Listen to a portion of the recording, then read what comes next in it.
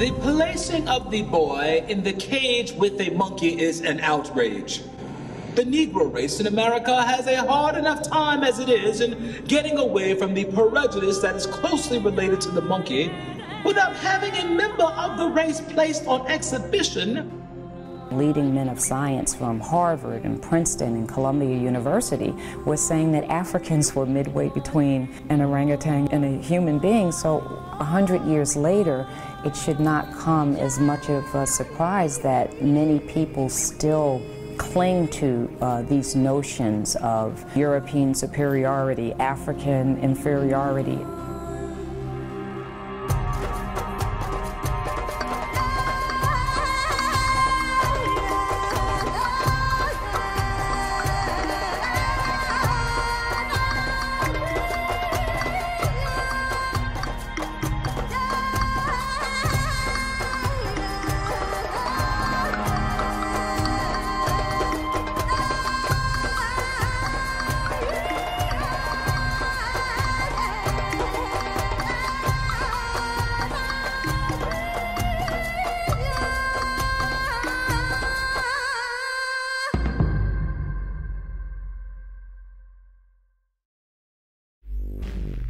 The year was 1859.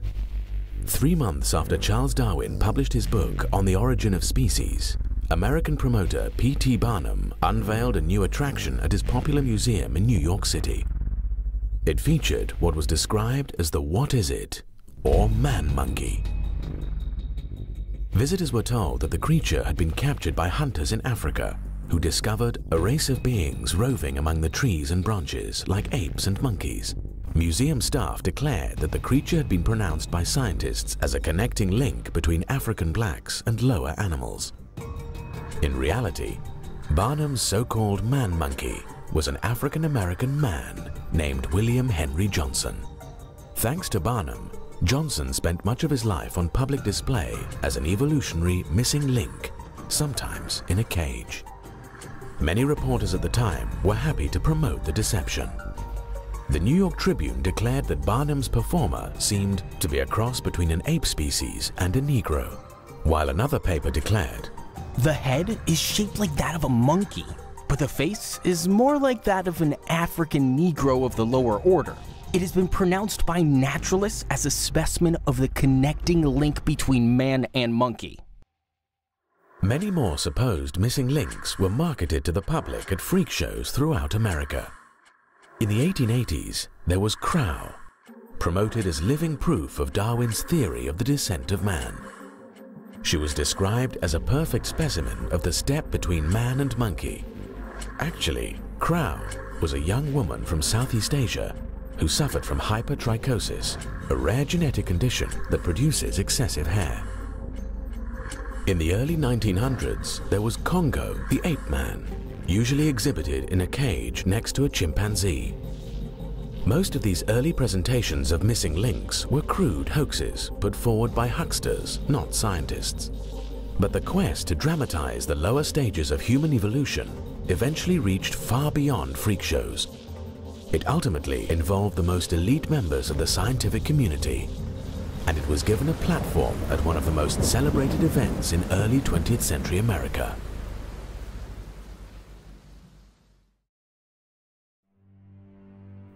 Today, Forest Park in St. Louis is a place for walking, or riding a bicycle, or spending a quiet Sunday afternoon.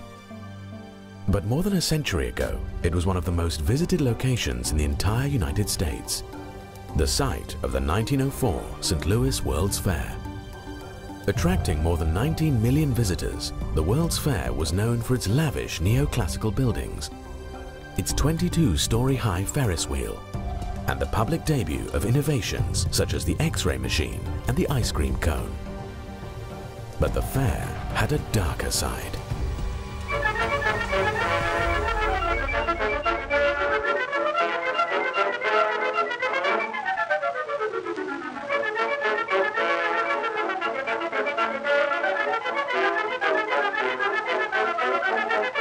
Organizers imported thousands of indigenous peoples from around the world to be put on public display in what was essentially a giant human zoo.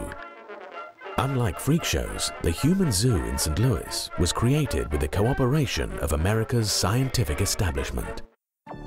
The man behind the Human Zoo was anthropologist William McGee.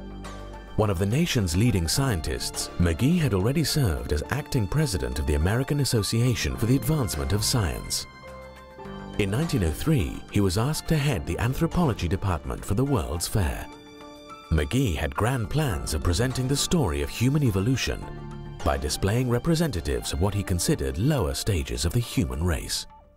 McGee's plans reflected the ideas of mainstream anthropology of the time.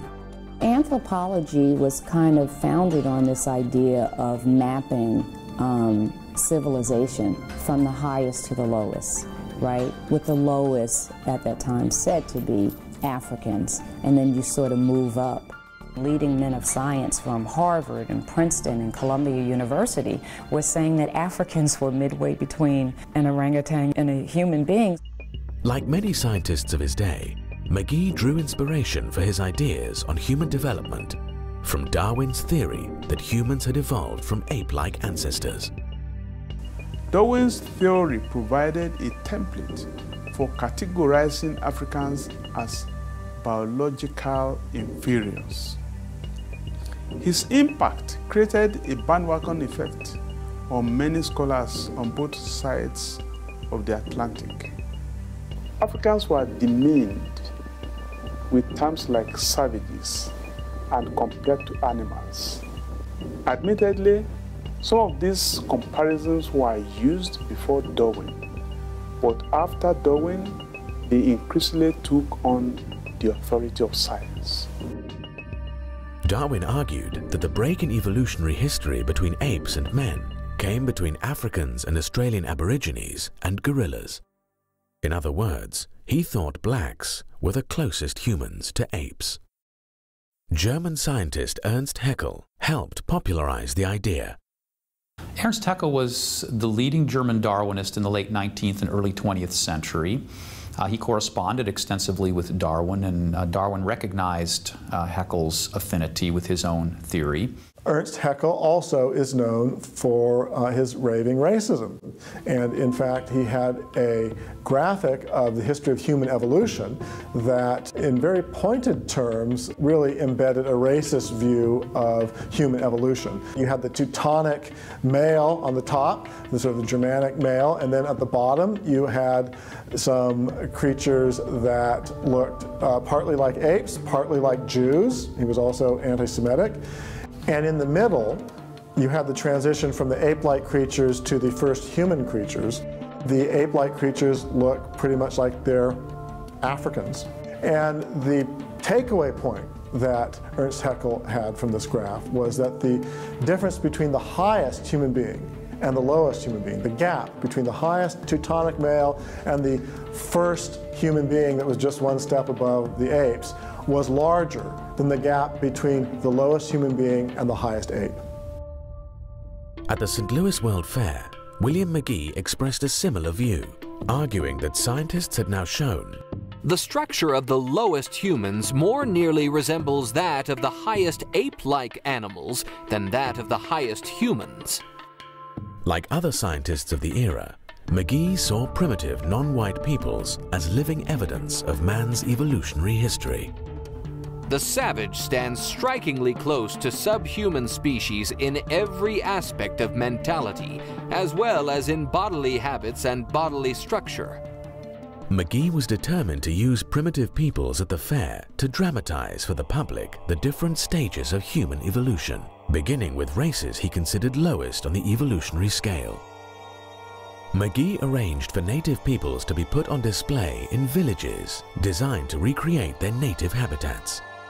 These villages were enclosed by fences, making them truly seem like human zoos. More than 4 million fairgoers reportedly visited these anthropological displays, eagerly staring at and poking at the indigenous peoples in their enclosures.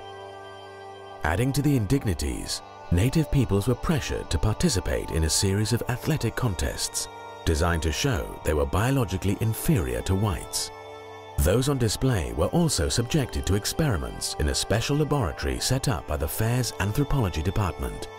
Directed by a psychology professor from Columbia University, the lab conducted tests to measure native people's intelligence and physical features, and even their threshold for pain. Some scientists came to the fair with more gruesome plans. Alois Hrdlicka was an anthropologist at the Smithsonian. He came to St. Louis hunting for dead bodies. Hrdlicka was obsessed with analyzing the brains of other races to gain insight into human evolution. He went on to assemble a collection of hundreds of embalmed human brains, many of them still stored by the Smithsonian. Hrdlicka extracted a promise from doctors in St. Louis to hand over the brains of any of the natives who might die while on display at the fair. Native peoples were brought to the St. Louis Exposition from the far corners of the globe. From Japan came representatives of the Ainu people. Patagonians came from South America. Igorots and Negritos came from the Philippines. Both were thought by scientists of the time to be near the bottom of the evolutionary ladder for humans. The Negritos were even marketed at the fair as another missing link between humans and apes. But perhaps the most exotic people group brought to St. Louis for public display were pygmies from the African Congo.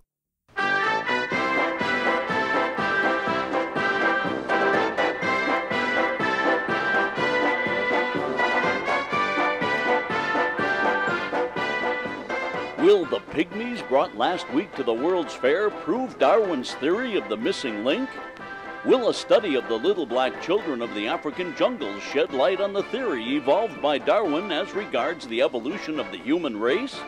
Dr. W.J. McGee, chief of the anthropology department of the World's Fair, is convinced that it will. This is the first time that the Aboriginal people of Africa have been brought to an English-speaking country. This is the first opportunity that has been presented to scientists to study them. Many characteristics were noticed in the pygmies that closely resemble the ape or the simian type. It is believed that the pygmies, who are said to represent the lowest form of human development, are next removed from the simian family. The pygmies appearing at the St. Louis World's Fair had been transported from Africa by former missionary turned explorer Samuel Phillips Werner. Werner had gone to Africa with the explicit goal of finding pygmies to display at the fair. He had gone to the Congo heavily armed, and he had gone hunting for these people he called pygmies, these diminutive people of the Central African forest. The fair's anthropologist William McGee repeatedly compared the pygmies to monkeys and apes. In the journal Science, he even asserted that pygmies were commonly considered to approach subhuman types more closely than any other variety of the genus Homo. They were considered by men of science at that time to be the lowest form of humans, or in some thought they were subhuman. The pygmies were less than thrilled by their welcome at the fair. The Americans treat us as they do our pet monkey. They laugh at us and poke their umbrellas into our faces. They do the same to our monkey. One pygmy at the fair became a special celebrity. His name was Ota Benga. Samuel Werner had purchased him at a slave market. Ota Benga was advertised to fairgoers as the only genuine African cannibal in America today. For a nickel, he would display his pointed teeth that supposedly enabled him to eat human flesh. At the end of the fair, the pygmies returned to Africa with Samuel Werner. But in 1906, Werner brought Ota Benga back to America. It would prove a fateful choice. Samuel Werner returned from Africa to New York City on July the 30th, 1906, arriving on the SS Armenian from Liverpool. He was accompanied by 2 chimpanzees, a snake, a parrot, and 50 boxes of materials from Africa that he hoped to sell to museums. He was also joined by Ota Benga. Werner quickly departed New York, leaving Benga at the American Museum of Natural History in Manhattan. Established in 1869, the museum was already becoming one of the premier scientific institutions in the world. Ota Benga was largely left free to wander the museum's exhibit halls. When Samuel Werner eventually returned to New York, he was fighting off creditors, and the museum wanted him to find new lodgings for Ota Benga. So Werner worked out an agreement to move Ota Benga to the New York Zoological Park, otherwise known as the Bronx Zoo. Spread over more than 260 acres, the Bronx Zoo had been envisioned by its founders as the largest zoo in the world and the grandest zoological establishment on Earth. The zoo was directed by William Temple Hornaday. A noted zoologist, Hornaday formerly worked at the Smithsonian, and he had already founded the National Zoo in Washington, D.C. Overseeing Hornaday was an executive committee chaired by Henry Fairfield Osborn, a distinguished professor at Columbia University. Hornaday and Osborn had dreams of exhibiting more than just animals at their new zoo. Both wanted to install Native Americans on zoo grounds, with Osborn promising that one day the Indian and his teepee would take their place next to the Zoological Park's buffalo. Now they had their chance to put their first human on display. Hornaday quickly agreed to purchase one of Werner's chimpanzees and to house both the chimp and Ota Benga at the zoo.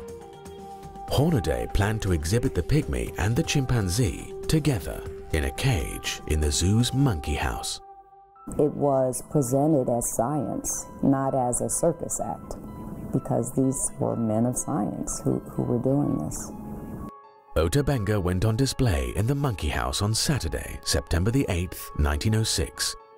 The next day, a sign was placed on the cage explaining the new exhibit. The African Pygmy, Ota Benga. Age 23 years. Height 4 feet 11 inches. Weight 103 pounds.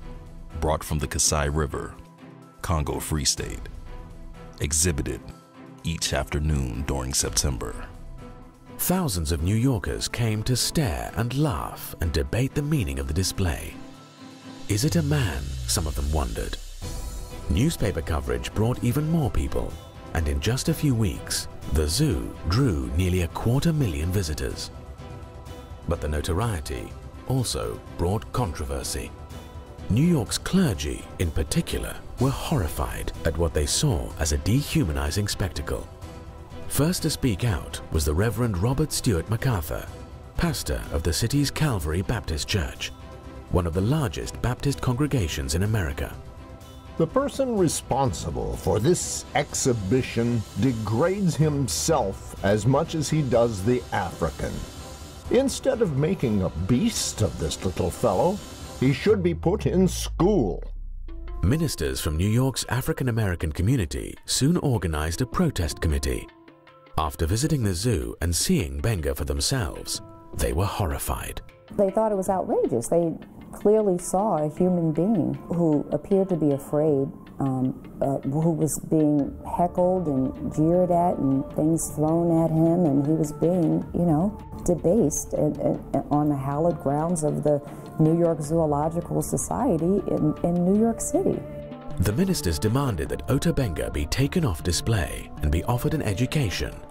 James H. Gordon, superintendent of the Howard Colored Orphan Asylum in Brooklyn, appealed to the zoo to end the spectacle. If Professor Werner found difficulty in disposing of the boy, why did he not apply to us? We would have seen that he was well cared for. Gordon also denounced the way the young African was being used as a prop to prove Darwinian evolution. This is a Christian country, and the exhibition evidently aims to be a demonstration of the Darwinian theory of evolution.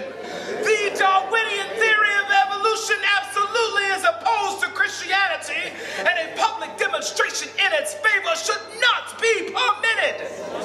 Neither the Negro nor the white man is related to the monkey. Such an exhibition only degrades a human being's manhood.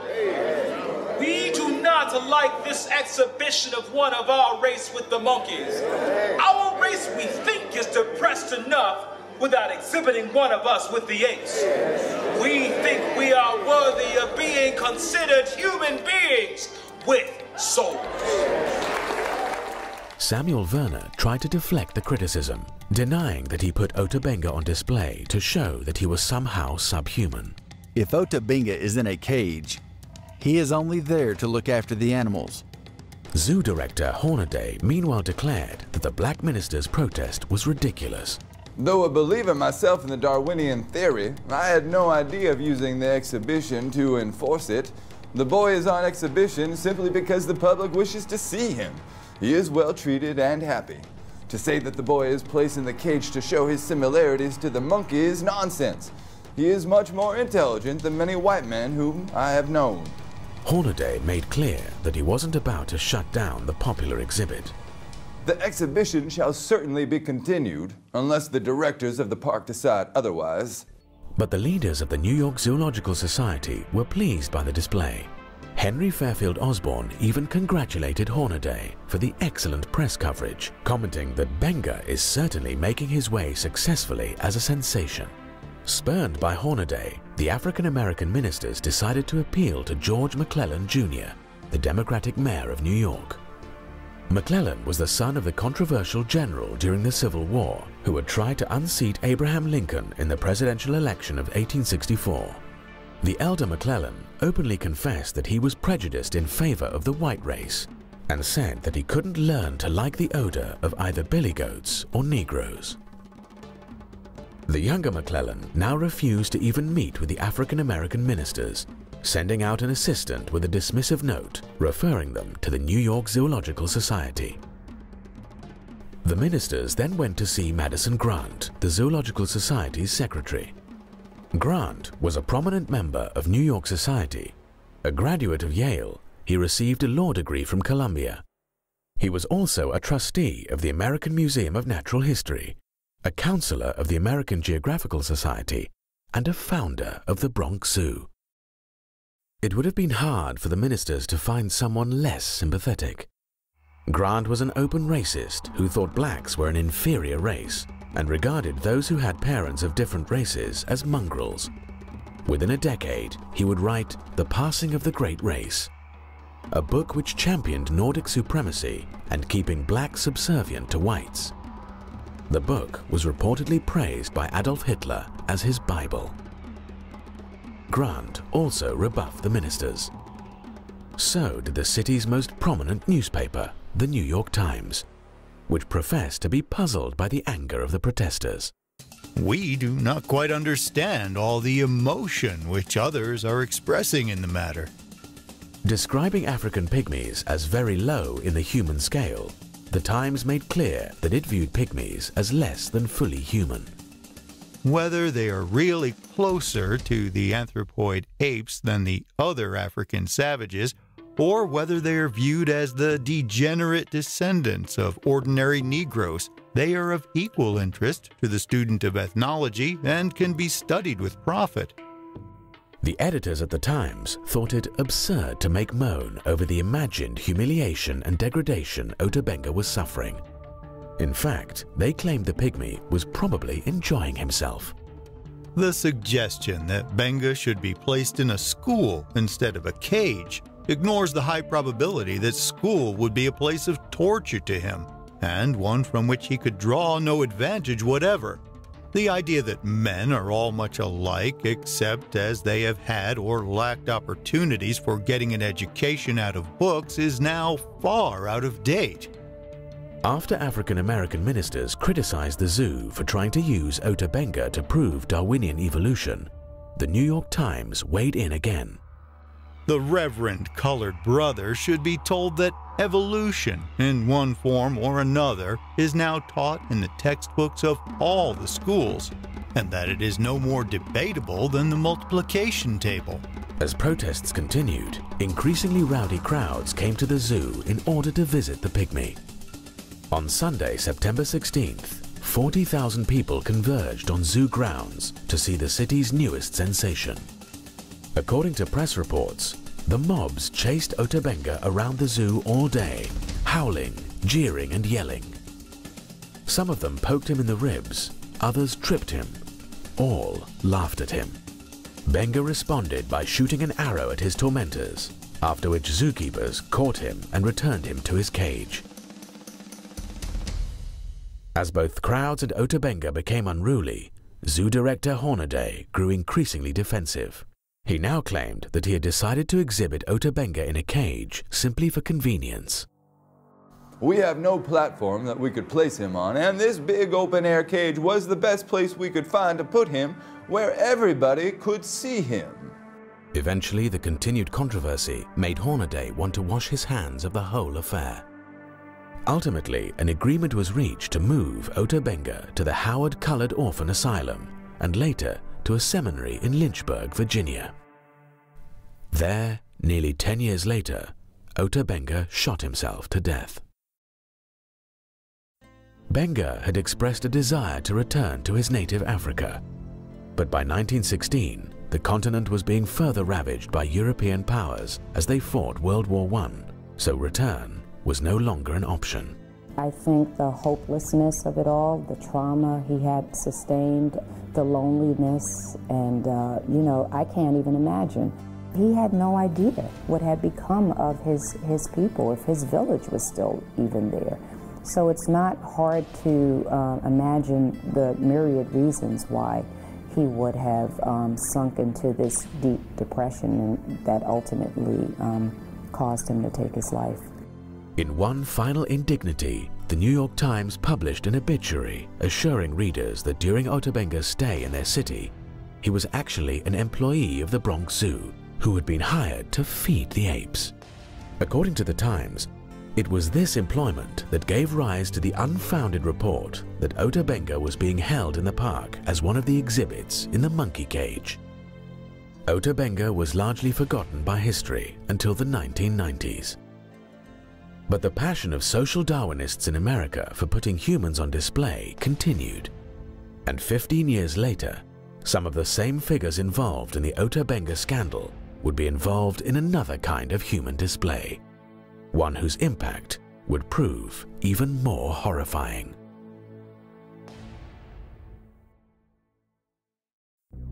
In September of 1921, leading scientists from around the globe gathered at the American Museum of Natural History in New York City for the Second International Congress of Eugenics. Eugenics was the science of breeding better people. The term had been coined by Charles Darwin's cousin, Francis Galton, but Darwin himself helped lay the groundwork for eugenics in his book, The Descent of Man. According to Darwin, human beings developed through a long and cruel process of natural selection or survival of the fittest. Less fit organisms died, leaving more capable organisms to reproduce and flourish. It was this ruthless process of elimination, not the foresight of a designer, that had propelled human beings to the top of the evolutionary ladder. But Darwin worried that modern society was now doing its best to undermine natural selection. We civilized men do our utmost to check the process of elimination. We build asylums for the imbecile, the maimed and the sick. We institute poor laws, and our medical men exert their utmost skill to save the life of everyone to the last moment. There is reason to believe that vaccination has preserved thousands who, from a weak constitution, would formerly have succumbed to smallpox. No one who has attended to the breeding of domestic animals will doubt that this must be highly injurious to the race of man. Hardly anyone is so ignorant as to allow his worst animals to breed. A kindly man, Darwin was troubled by the implications of his theory for society. But his followers had a solution. They thought they could apply Darwinian selection rationally and humanely through the science of eugenics, which became known as the self-direction of human evolution. Eugenics was eagerly embraced by America's scientific elites. Sometimes today it's argued that eugenics was just fringe science, just a few people believed in it, and of course we don't believe in it now. That ignores the fact that for decades, eugenics was what could be called the consensus view of the scientific community. The Eugenics Congress at the American Museum of Natural History drew scientists from America's top research institutions, including Harvard, Yale, MIT, the Smithsonian, Ohio State, UC Berkeley, and the University of Texas.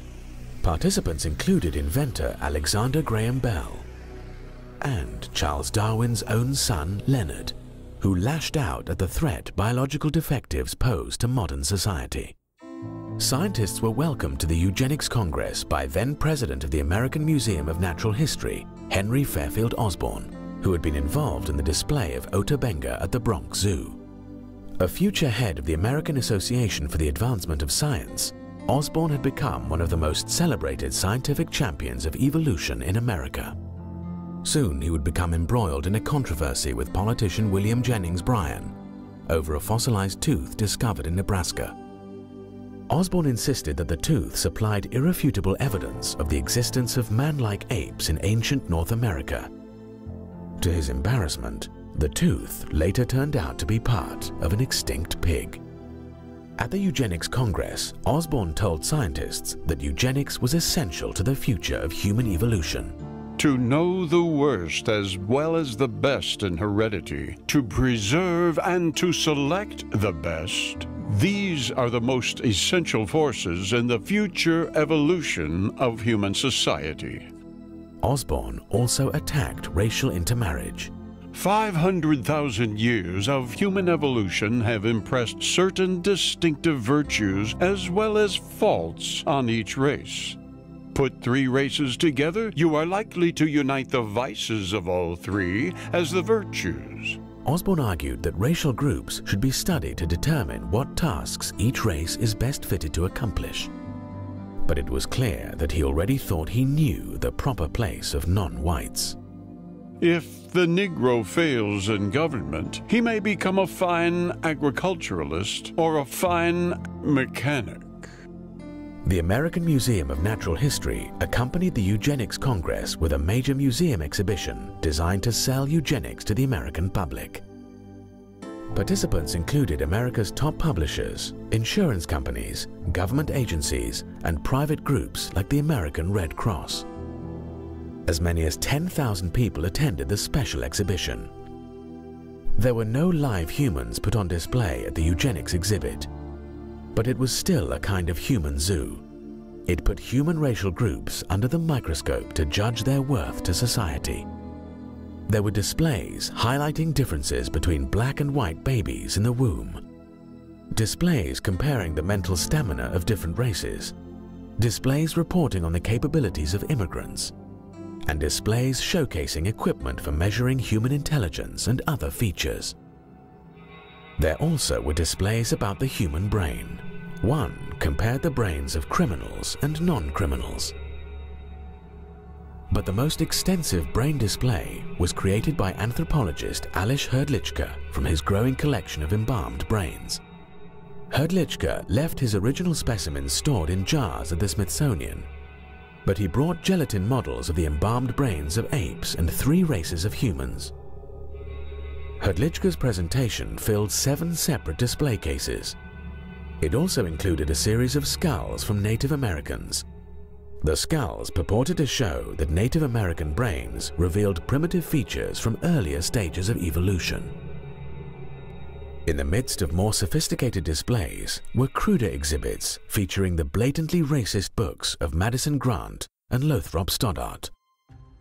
Stoddart had published The Rising Tide of Color Against White World Supremacy. Stoddart claimed that whites were in danger of being overrun by the colored races of the world, and he argued that immigration from what he called lower human types had to be rigorously curtailed. Eugenists pretty universally viewed immigrants and people of non-white races as a drag on the human race. Eugenists viewed blacks and Mexicans and Hispanics as throwbacks, evolutionary throwbacks that were lower races in evolutionary terms and therefore were a drain on modern society. And they justified this in the name of Darwinian science. You know, there were racists before the eugenists. The interesting thing about the eugenists was the way that they built on top of Darwinian biology and claimed that there was a scientific justification for racism. The eugenics exhibition advocated a chilling agenda for public policy, including forced sterilization and harsh new restrictions on immigration. It also promoted a radical proposal advanced by the Eugenics Record Office, one of the eugenics groups participating in the exhibition. The proposal called for assembling biological profiles on all Americans to to determine whether they were biologically fit to mate. The Eugenics Records Office was so extreme, they wanted to hold records on everyone in the United States, biological records, showing their family trees, so that if you wanted to marry someone, you could write to them and they could tell you whether the person you were wanting to marry had a fit family tree in evolutionary terms, so that you could marry them, or if they had bad heredity so that you couldn't. And in fact, they had exercises and packets that were given to biology teachers around the country, that one of the exercises you were supposed to do in your biology class when you were studying evolution and then eugenics was to have kids fill out this form with their family tree of who were the black sheeps of the family, what diseases they had in the family, so that these could then be sent off to the Eugenics Records Office and their vaults, and so that they could keep records on everyone. The American Museum of Natural History later called the Eugenics Congress of 1921 perhaps the most important scientific meeting ever held in the museum. A decade later, the museum was at it again, hosting the Third International Congress of Eugenics in 1932. This time, it put on an even more extensive museum exhibition for the public. At the entrance to the exhibit hall were placed the busts of two men accredited as the founding fathers of eugenics, Francis Galton and Charles Darwin. Although some scientists raised concerns about eugenics, probably the strongest opposition to the movement came from traditional religion. It's a story that Americans don't know as well as they should, and it's a story that American Christians don't know as well as they should. But at the basis of opposition to the so-called scientific eugenicist movement in the early 20th century were Christians, Protestants, Baptists, Catholics, who understood the value of every human being. That's not only a Christian value, that is fundamental to the American experiment itself. When Nebraska's legislature passed a forced sterilization bill in 1913, Governor John Morehead, a Presbyterian, vetoed it. Morehead argued that the legislation not only violated the state's Bill of Rights, it also offended a higher law. This proposed legislation seems more in keeping with the pagan age than with the teachings of Christianity. Man is more than an animal. While many modernist clergy supported eugenics, theologically conservative religious figures were much more skeptical. American evangelical William Jennings Bryan, for example, denounced eugenics as an impossible system for scientific breeding under which a few supposedly superior intellects, self-appointed, would direct the mating and the movements of the mass of mankind. But the most consistent opposition to eugenics came from Roman Catholics. In 1930, Pope Pius XI strongly condemned forced sterilization for eugenics in one of his encyclicals. The Pope criticized eugenists for asking the government to assume a power which it can never legitimately possess. The most fundamental principle of Catholic social teaching is the intrinsic dignity of every human being. In other words, people are valuable simply as creatures made in the image and likeness of God. They're not valuable merely because they have economic value or they're productive or they're smart. They have value in and of themselves as spiritual creatures made in God's image. That idea obviously contradicts the fundamental principle of eugenics, which is through either passive or active means to favor particular ethnic groups over others. Across America, Catholic clergy actively resisted the eugenics crusade. In Louisiana, the Catholic Church played a key role in preventing the passage of a sterilization law. Catholic opposition to eugenics was so pronounced that some eugenics groups targeted the Catholic Church for attacks. The Human Betterment Foundation in California was dedicated to promoting eugenics through forced sterilization. Its president, E.S. Gosney, lashed out at Catholic efforts to block sterilization laws. Every legislature considering a sterilization bill in the United States is visited by representatives of the bishop or archbishop who lay down the law of Rome to those willing to accept it. The henchmen are prompt to fall in line. Gosney suggested that the Catholic Church should be asked to pay for Catholics who aren't sterilized. If Catholics do not want their feeble-minded communicants sterilized, it would seem more logical to ask them, as Hitler has done in Germany, to keep these feeble-minded segregated at their own expense, in order that the American Commonwealth may be subjected to no unnecessary damage from the presence of a great body of defectives, who increase the amount of human misery, contribute largely to the ranks of the delinquent and criminal, augment the tax burdens, diminish the efficiency of industry, and dilute the quality of American citizenship.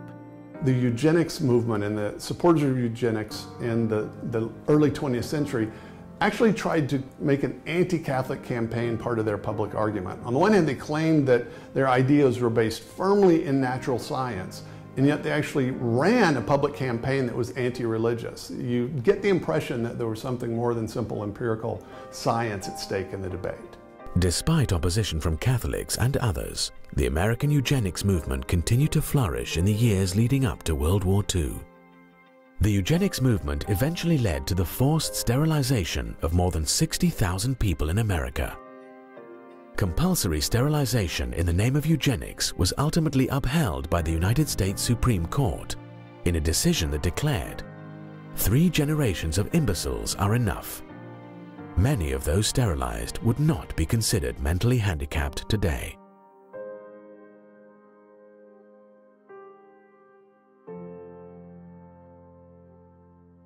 The eugenics movement also succeeded in securing the passage of a draconian immigration law that sharply restricted the flow of non-Nordic ethnic groups into the United States. While considering the legislation, the United States Congress invited testimony by a leading eugenist on the biological aspects of immigration.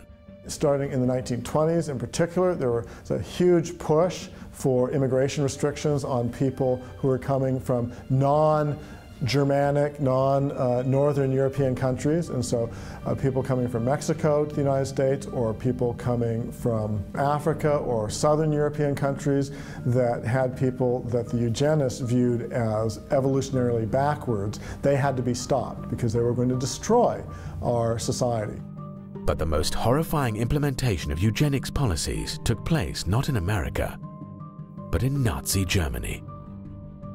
The Nazis ultimately sterilized more than 300,000 supposed hereditary defectives in the name of eugenics. They then started gassing the disabled at special medical facilities.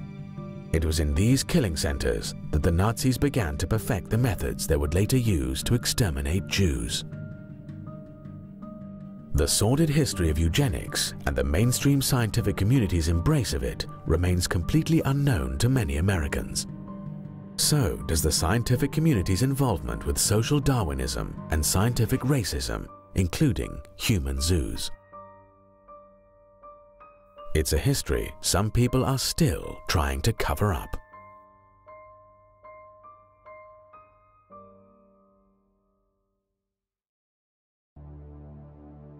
Geneticist James Watson won the Nobel Prize for co-discovering the structure of DNA. But in 2007, he sparked outrage when he suggested that African blacks were genetically inferior to European whites. Echoing the arguments of scientific racists from the past, Watson claimed that black inferiority was due to evolution. There is no firm reason to anticipate that the intellectual capacities of peoples geographically separated in their evolution should prove to have evolved identically. James Watson. Watson was widely condemned for his comments, both inside and outside of the scientific community. It was an indication of how times have changed. But although scientific racism no longer receives support from mainstream science, many in the scientific community remain reluctant to honestly discuss the past. Sharon Weston Broome is mayor of Baton Rouge, Louisiana. In 2001, she was a member of the Louisiana House of Representatives when she proposed a resolution to encourage teaching students about the history of scientific racism. The resolution highlighted Darwin's views on race, as well as how his views had been exploited by other scientists, such as Ernst Haeckel, to promote racism. The resolution also encouraged teaching students more recent scientific findings supporting racial equality. I'm not asking you to take evolution out of the school. I am merely asking the legislature, the State Department of Education, the Board of Regents, and the state university systems that they be made aware that Darwin promoted the justification of racism in his definitive works on the origin of species by means of natural selection and the descent of man. I certainly understand that racism was in effect before Darwin. This has never been denied. Yet he was the originator of a scientific justification for racism, as well as giving wings to modern racism. Harvard University's Stephen Jay Gould wrote, quote, "Biological arguments for racism may have been common before 1859, but they increased by orders of magnitude following the acceptance of evolutionary theory." Broom's resolution provoked a firestorm, with supporters of Darwin's theory accusing her of trying to unfairly malign Charles Darwin. This resolution is not only a product of creationists, but also Christian supremacists. And Christian supremacism is a hate-based ideology, and you can't combat hatred with hatred. I never, ever have emulated any type of hate towards anyone.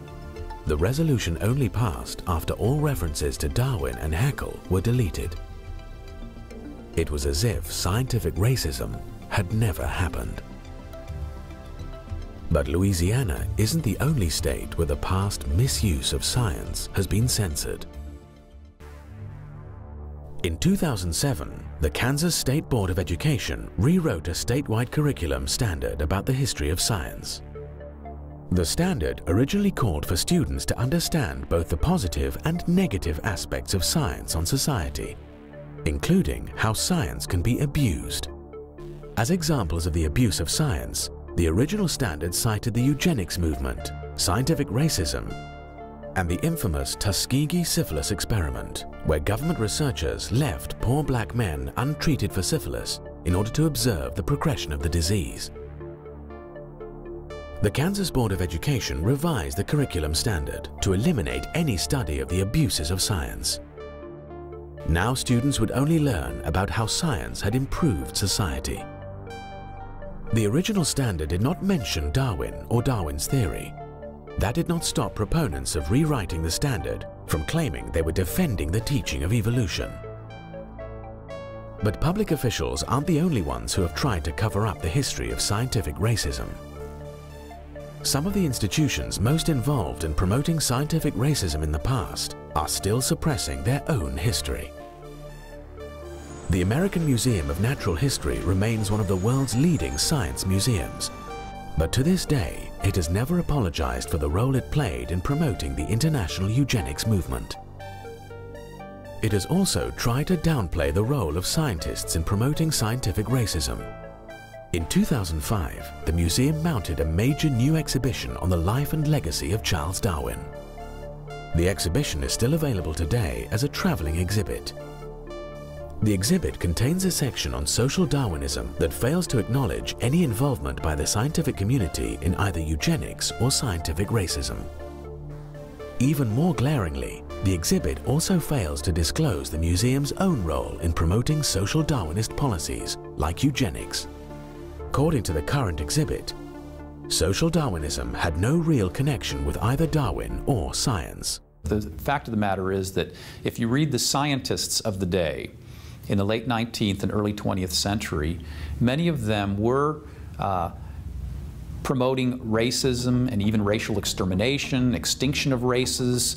They were promoting the gaining of living space. They were promoting competition, the things that we know of as social Darwinism. These were things being promoted by Charles Darwin himself to some degree, many other leading biologists, Ernst Haeckel in Germany, and many others.